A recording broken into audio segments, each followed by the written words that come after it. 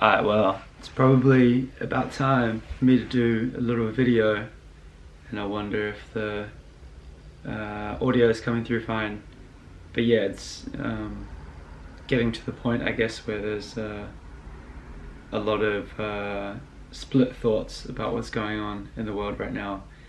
And just want to mention that regardless of what is going on, the thing that can keep us the most safe and healthy is by being completely centered in ourselves. There's a reason why a lot of yogis and I guess like spiritual people, I'm not saying they don't get sick, but a lot of people who have adopted this meditative way of life and really centered themselves and become totally zen, you can call it, or just completely relax, they often don't get ill.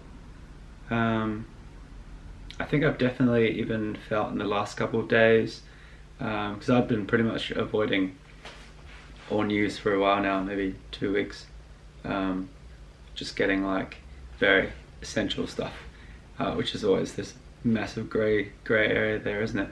And I do feel part of my job is to be on social media and running social media pages for clients, and one of the real downsides with that, because I've sort of developed a mandate of getting rid of social media from my life. Oh, I'll take this hat off. Oh yeah, by the way, I cut my own hair myself. Woo! With like thinning scissors and then a shaver, which is cool. So shout out to my man Kyle, who put me on to the idea many years ago. Funny cat, what up, man?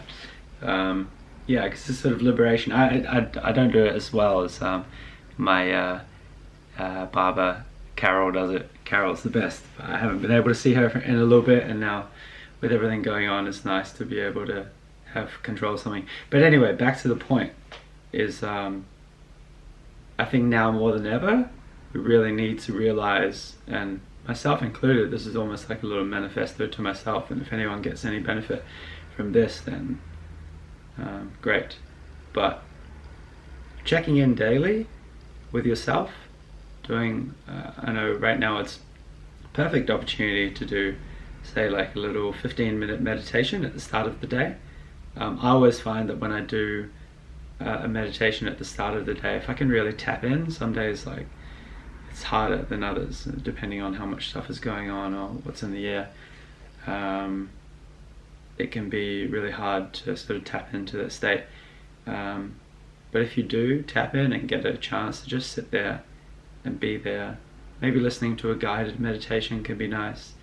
I'd love to collate a few of the resources that I've been listening to recently. I had one which is sort of broad, it's a mantra one, which I wasn't meant to be doing too much of recently, but I ended up doing it anyway, and at some point it feels like it's almost going to be a bit cheesy, but if you just stay with the words and really allow that to sort of like wash over you, and yeah, I found that was awesome.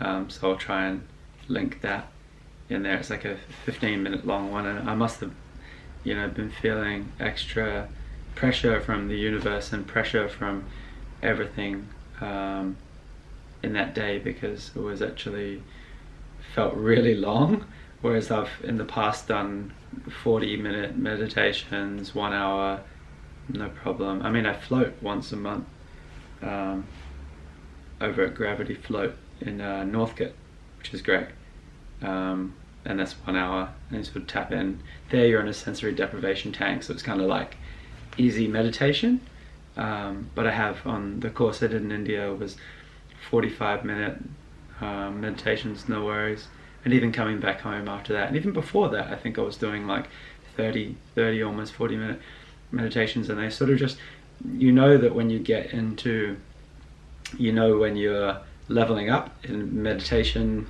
mindfulness practice, in your practice, you're upskilling, like it's kind of like when, because time just goes really fast and you're kind of just locked into that moment. I like to sit in the lotus pose and actually like stare at something with my eyes open. Also sometimes like eyes 95% closed. Some of the guided meditations I teach are better when you have like just a little sliver of light, but it's important to have the sliver of light that you can see as well, because if you end up closing your eyes, like when I was learning, I'm still learning every day, but when I was initially learning, I did it at a place in Fitzroy actually, and one of the first times I had my eyes completely shut and I just completely fell asleep, and we were in a class of like 20 people and I just get, sir, I just sort of wake up. She's like, go and splash your face with some water.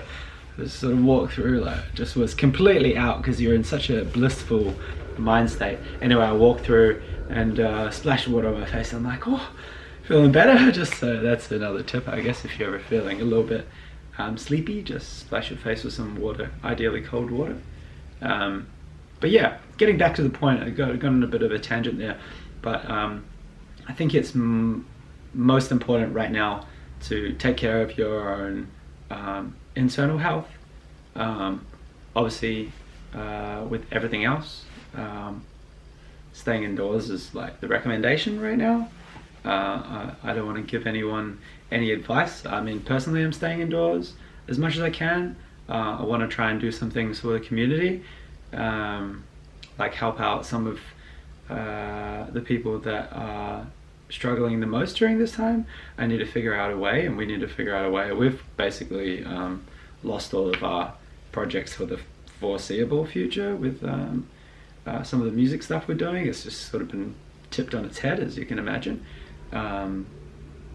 But yeah, I'm definitely staying indoors right now. But what I can say is a little 5, 10, 15 minutes, just drop in to yourself, just be with yourself, focus on your breathing. You can do a process called shamatha, which is, as I was taught it, but basically focusing on the breathing like it's the only thing there. And of course, maybe after a couple minutes, 10 minutes, 20 minutes, depending on where you're at and how long you're meditating for, your mind is going to wander. Your mind is definitely going to wander, and it's going to like, I often, even in my meditations, I find myself just thinking about something, and I will have created this narrative in my head already without noticing that I've already been thinking about something, and it'll start on this big elaborate thing, and I'll start getting a backstory, and then I just realize, I'm like, yo, you're not focusing on the breath. So then I bring it back to the breath, and the whole process of meditation really is just like that process of going, veering off and just catching it and coming back. You know, they like to say that the mind is kind of like a naughty child, and what happens, you know, if you catch a naughty child doing something naughty, they're usually going to freeze and be like, yeah, you can't see me. And so you just, you know, tell them, hey, stop doing that right now, we're focusing on the breath, and bring it back to that breathing. And yeah, it's just the whole time that you'll be meditating for, whether it be 5, 10, 15, 20 minutes, 1 hour, it doesn't matter. You're just basically, for that shamatha exercise, you're going to be bringing yourself back to the feeling and to the sensation of the breath, which is a very interesting sensation. If you think about it, is the sensation and the action that keeps us alive completely. So yeah, there's a lot to sort of ponder once you start to meditate, and I love that style of meditation because it just really allows me to become the breath, if that makes sense, because you start like to usually breathe through the nose, and I start to breathe in, and it basically, once you can practice it for a little bit, you can actually see that the breath goes all the way down into your belly and fills up your belly, and that's something that you can really focus on the whole path, which is amazing. I really love that style of meditation. That's pretty much one of the ones that I love to teach, as well as visualization. But yeah, this is just a little quick, well, it's become 10-minute very fast, little reminder to stay checking in with yourself during this period, because it's very easy to get lost in all of the chaos and activity that's going on, and you know, like, I think there's a little quote in that Harry Potter movie, if you worry, you make it double, something like that. But basically, like, what good is going to come from worrying and stressing yourself out, making yourself anxious?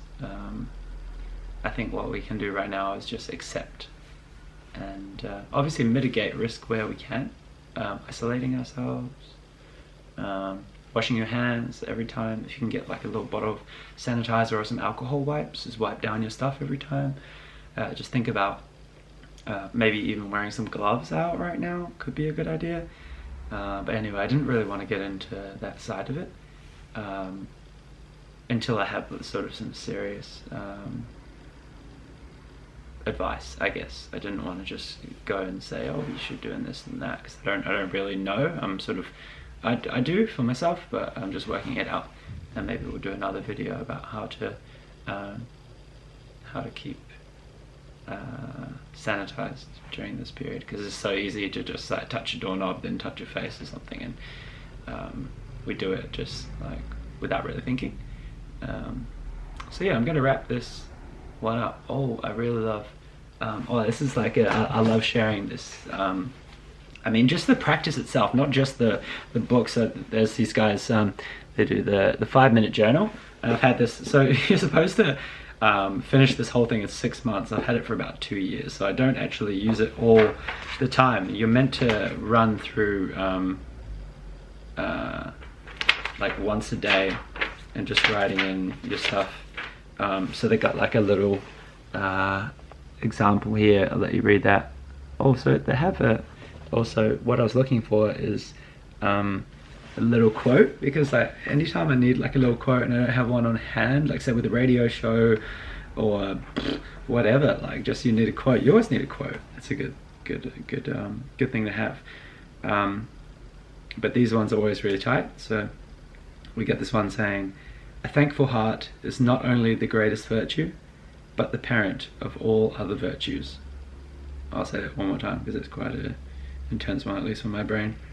A thankful heart is not only the greatest virtue, but the parent of all other virtues. And with that, peace. See you later. Bye bye.